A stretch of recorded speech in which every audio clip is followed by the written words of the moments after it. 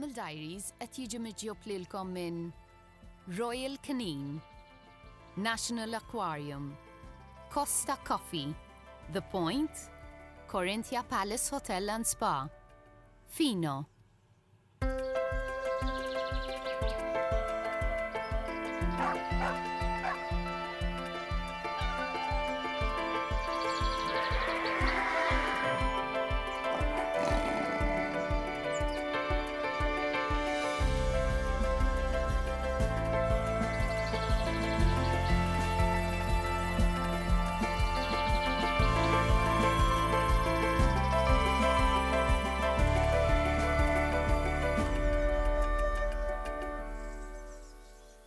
Nilqakom mal-ewwel programm ta' din l-iskeda Animal Diaries se jerġa' jibda jkun magħkom kull nhar ta' Sibt fis-7:10 ta' filgħaxija nixtieq minnu fih nirringrazzja l-ewwel nett lill-PBS li għandi issa l-opportunità nkompli nitgħallem u nitgħallmu flimkien dwar l-annimali. Inżommu dan l-appuntament fl-istess ħin u fl-istess ħin nixtieq nirringrazzja tal-istudio hawnhekk għandna studio kemm xejn ġdid, però għaraftu ovvjament il-grafika li kelli s-sena l-oħra u kabbart naqra kif tistgħu taraw fl-imkien mal-mistiedna tagħna hawnhekk grazzi għal Fino għandna studio naqra kolorit mhux ħażin. Miegħi fl-istudio illum lil Mark Zammit Cordina wiċċ familjari ngħidlu jien għax ġieli narawh forsi wara il-kameras li s-soltu naraw kimma ġieli nisimgħu ukoll titkellem bħala forsi reporter min-naħa ta' rapport tal-aħbarijiet. Karen is here with us. Karen hija Ingliża, se nitkellmu magħha wkoll dwar Nature Trust għax l-ewwel suġġett li għandna għalikom huwa proprjament dwar il-fekruna il-bajt li faqqas u l-istorja kollha mill-ewwel ta' wissu xtaqt li niddedika l-ewwel parti tal-programm dwar il-fkieren kemm huwa importanti li nieħdu ħsieb lil dawn il-fkieren u nħalluhom fil-paċi ibidu. Umbat għanna lil Nigel. Nigel kien involut ukoll f'din l-esperjenza u għalhekk iddeċidejt li nistieden dawn in-nies u nitkellmu naqra aktar fid-dettall dwar din l-esperjenza. 22913 jekk intom tridu ċemplunna ninsabu live hawnhekk aħna u noħdu gost minn mument għal ieħor forsi nkunu nistgħu nitkellmu magħkom. Intom li forsi iltqajtu ma' xi esperjenza mal-annimali kif għaddejt minna jien nixtieq hawnhekk nsemmi esperjenza fil-qosor fej sibna Yorkshire Terrier jiġri fl-inħawi tal-Industrial Estate ta' San Juan. Nammira mirajt li l-Clifton Azzopardi ma stajċ ma nsemmikx Clifton Azzopardi li ħrixt mill-karozza tiegħek.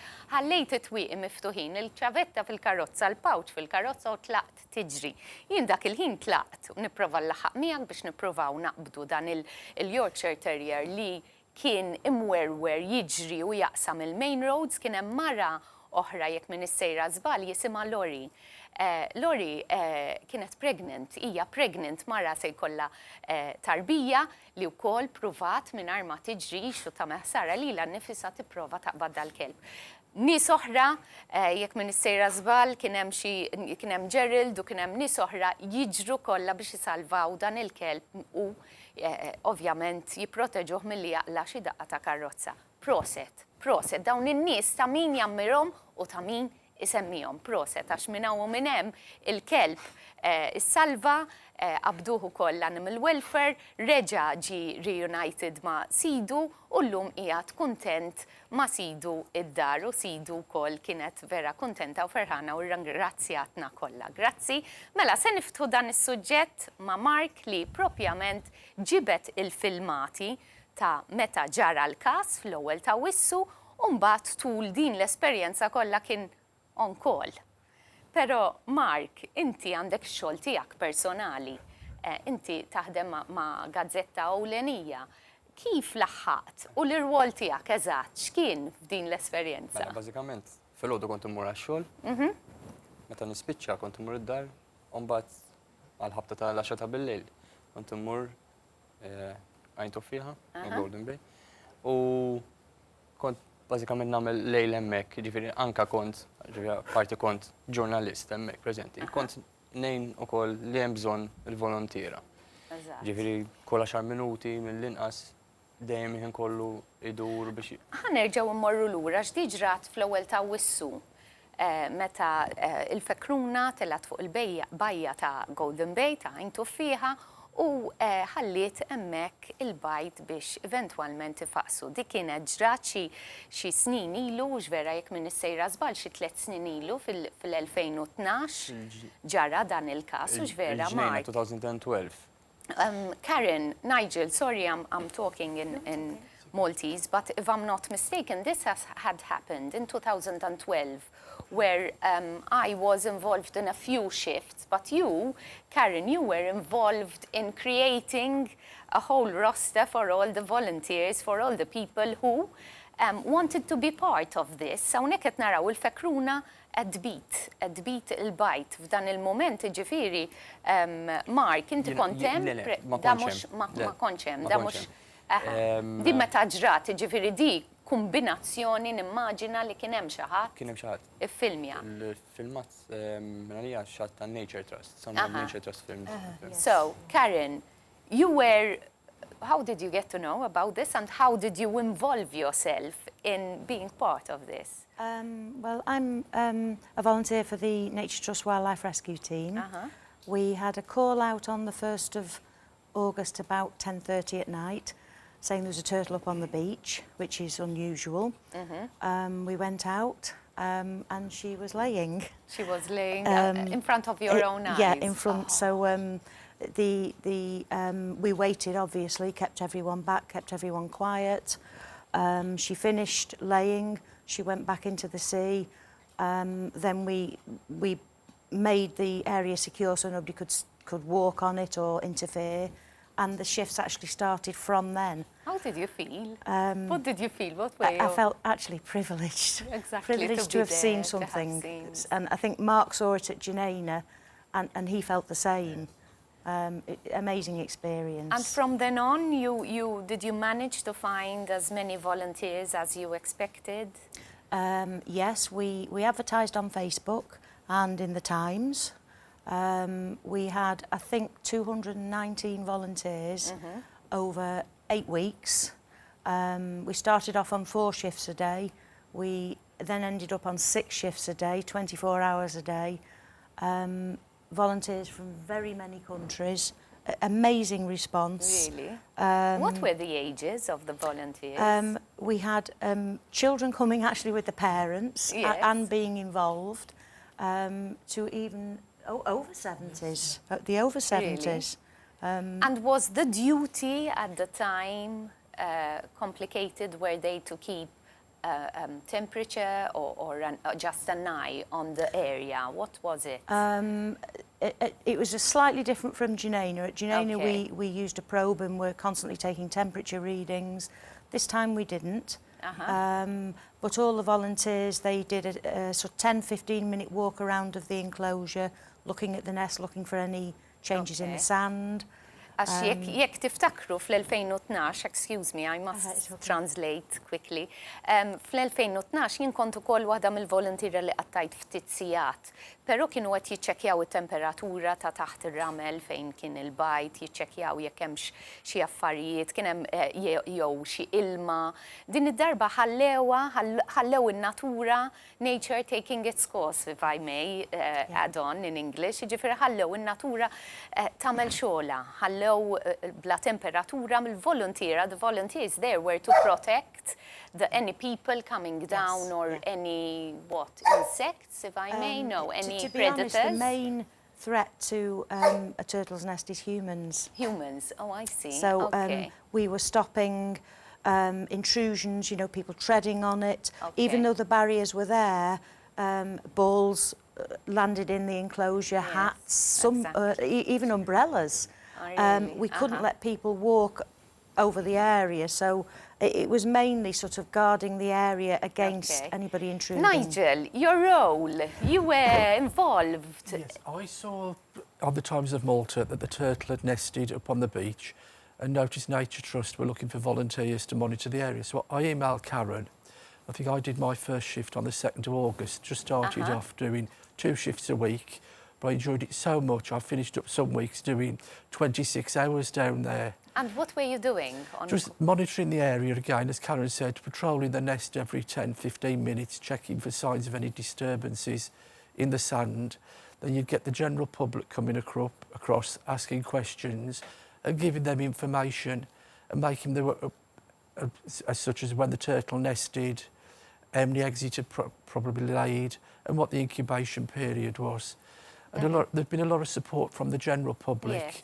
I mean, they've all been logging onto Facebook for updates because obviously being on Golden Bay, it's a main tourist beach, so a lot have probably all gone back to the UK on different places. Exactly. So it's been a and lot it of support. laid 66 eggs, yes? 60? It laid more, actually. More It eggs, laid but more. the survive, the 66 we had 66 hatching. Hatching, There were just a handful that were undeveloped. Okay. And they would never have hatched, no matter how much time was That's given. nature, so that had to So it was happen. it was over 90% hatching.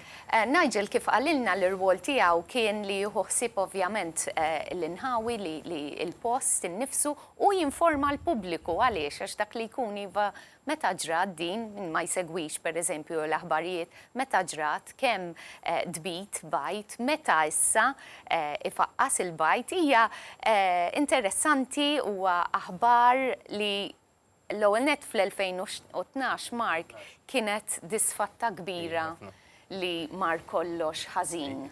Fimt u għamilna l-aħjar li nistgħu min-naħa ta' Nature Trust, però din is-sena hija naħseb Wieħed feeling. mill-isbaħ filmati għalija personali ġifieri. Ħanaraw issa l-filmat tiegħek li inti battom f'dan il-moment u ġvera. Dan huwa filmat, ħaniftehmu, dan huwa filmat fejn inqabdu hawnhekk fejn il-bajt faqqas. Inti kont hemm preżenti, Mark. Fejn soltu tarhom fuq television. Eżatt, xa affarijiet hekk, tarhom fuq il-screens ta' television. Il-feeling li jkollok li qed tarhom viċin tiegħek, tara kreatura. Wara l-elementi kollha. Ħafna elementi kontrija. U ma tafx jekk di se seħx wara kemm il-ġurnata għamilt on call bil-lejl ma. Kont immur l-aħħar ġimagħtej. L-aħħar ġimagħtej. L-aħħar ġimagħtej. Ġifieri mmur għax-xogħol u nagħmel lejl hemmhekk. Il-Marelli. U tagħmel. Kont determinat li speċjalment wara 2012 kont determinat. Eżatt, u għamilta. Kif ħassejtek meta rajt il-natura hemm kollox? Biex nkun onest, meta qed narhom qed ngħid nifhem, jiġri iffriżajt naqra għax pa speċi ma tkunx qed tistenna isek qed toħlom ma tkunx taf. Mbagħad hekk split of a second għalli night vision u mbagħad tarhom. Nista' nsaqsik meta kont torqod inti f'dawn il-45 ġurnata kemm irqat ftit. Ħafna. Dejjem isek Mbagħad tmur id-dar. F'moħħok għandek dak il-ħsieb li se jċemplulek li wasal iż-żmien u ġvera. U tkunu tafu, would you know exactly the time that they would be hatching or is that a big question? We obviously didn't know beforehand. We didn't even know the day. But I got a call at 1:20 in the morning from Maestral Park, who were actually on the volunteer duty that night, to say they were hatching. Okay. So I sped down there as quickly as I could. Lovely, you made it, yes. And in fact, they were already out by then. All of them were out. They were... 30, I think around 30 had already gone into the sea. A batch had gone already. By the time I arrived. And then there were some that were going At least, there were many of them, so yes, it gives you time at least to reach the last 30. I mean, I think what happened, we'd sort of made a motorway for them to go down from the enclosure into the sea. Okay. Although the hotel nearby had shut down the lights, there was a glow. Oh, I so see. they did go towards the hotel. Okay. So we were with red torches sort of guiding them to the sea. And Lovely. Mark, Karen, Nigel, I'm sorry the time is up. the time is very limited and it was lovely having you here. Mark, grazzi ħafna tal-li kont magħna hawnhekk. Kienet esperjenza mill-isbaħ li xtaqt niftaħ biha hawnhekk u naqsam din l-esperjenza li għaddu minna hawnhekk magħkom it-telespettaturi. Nfakkarkom il-Facebook page tagħna Animal Diaries jew il-website tagħna www.animaldiaries.eu se ngħaddu għal filmat fejn se niltaqgħu ma' Mark Paċ li rrid iwassal dan il-messaġġ peress li se jifforma parti wkoll minn Animal Diaries. Ħanarawhom u mbagħad nirringrazzjaw ovvjament lill-sponsors tagħna u nkomplu it-tieni parti tal-programm tagħna pawmana.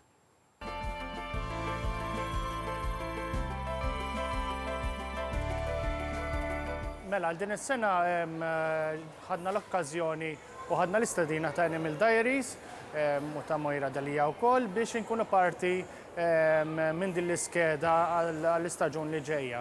Aħna rridna nuru waħda l-affarijiet importanti x-xogħol li jsir f'dan il-post u x-xogħol li nagħmlu mal-NGOs lokali fejn rigward il-konservazzjoni, apparti minn hekk l-att edukattiv ukoll tax-xogħol li jsir dan il-post. Ħanitkellmu waħda mill-affarijiet importanti naħseb il-proġett tal-Sharks, tal-release tax-Sharks u x-xogħol li jsir kollu hawnhekk. Nitkellmu wkoll fuq programmi oħrajn rigward il-ħamim il-baħar u ħanitkellmu wkoll rigward proġett ġdid li qed nippruvaw naħdmu fuq relatat mal-ħutta lil maħelu fejn ħanippruvaw nagħtu iktar awareness in-nies x'tip ta' ħut għandek iżżomm u toqgħod attent biex ma' żmien ma tinqabad ċertu speċi ta' ħut tal-ilmaħelu li eventwalment forsi jikbru ma tkunx kapaċi tieħosibhom iktar. Ħanitkellmu wkoll fuq lat edukattiv u x-xogħol kbir li qed nippruvaw nagħmlu aħna u t-tim tagħna hawnhekk mal-iskejjer lokali u mal-NGO fejn rigwarda lat edukattiv. Naħseb ħajkun sena interessanti u skeda interessanti għax hemm ħafna xi ngħidu u anke hemm suġġetti oħrajn li forsi ma semmejtx illum imma ħassegu ħadd tisimgħu iktar dwarhom fix-xhur li ġejjin.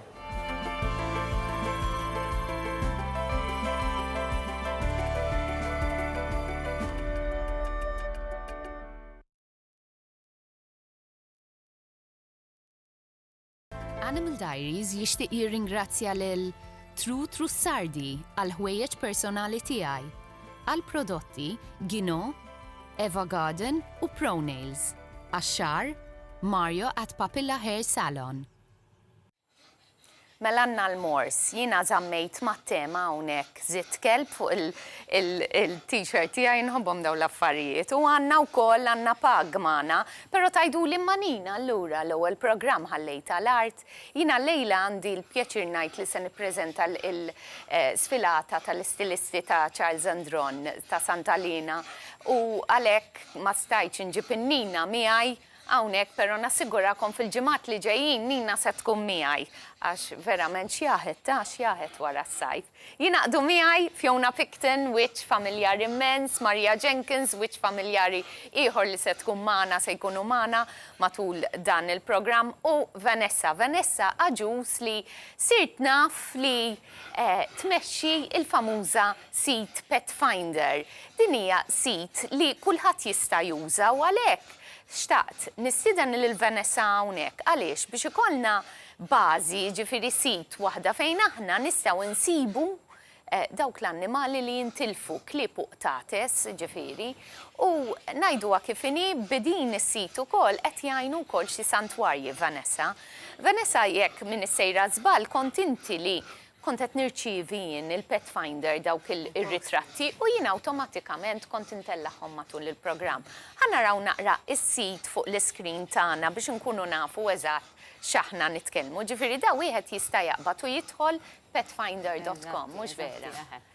Issa, li jiġri huwa meta inti eżempju tlift l-animal tiegħek, tikklikja fejn hemm il-pets hemmhekk and tirreġistra aktar il-fuq, tikklikja fuq il-fuq hemmhekk on the left u tikklikja hemmhekk and there you register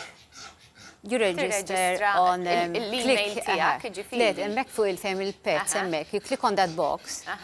U hemmhekk nistgħu Le mhux hemmhekk, you have to go back, sorry. Register ħanippruvaw għadi.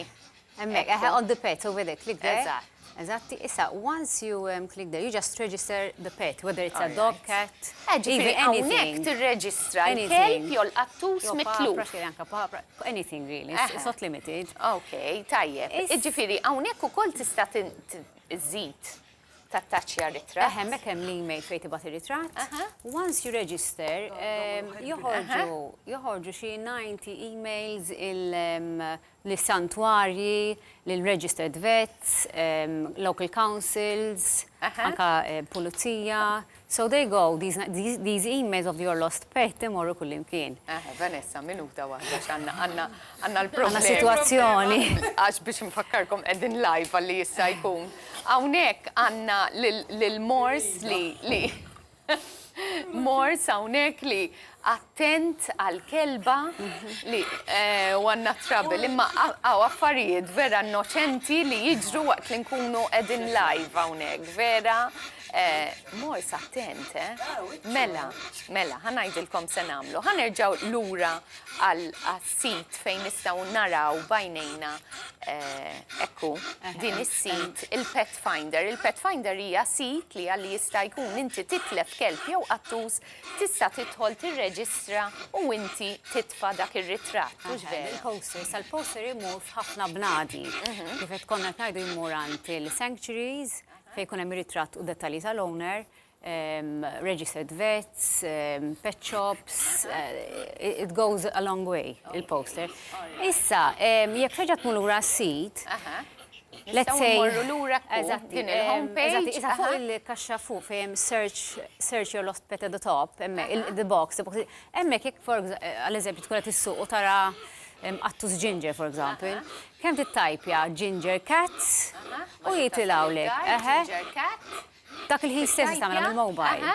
Ġifieri mhux waqt li tkun qed issuq. Le, ovvjament, ma you don't need to stay there. Ta' tiċċekkja u you just click on it, cat, u jitilawlek. All the lost ginger pets with the owner's details. Ġifieri just it's color coded. Tajjeb. So, u daw jibqgħu hemmhekk ġifieri mhux just għall-ġimgħa, this is the difference, daw jibqgħu hemmhekk for a year and I can extend it for longer. Ġifieri jekk dan wara sena kif ġara milux wara xi sena ġie qattus lura or dak li jkun jistgħu jfittxu there and then and they'll find colonies ħafna mill-qtatis meta jħarbu jafu they join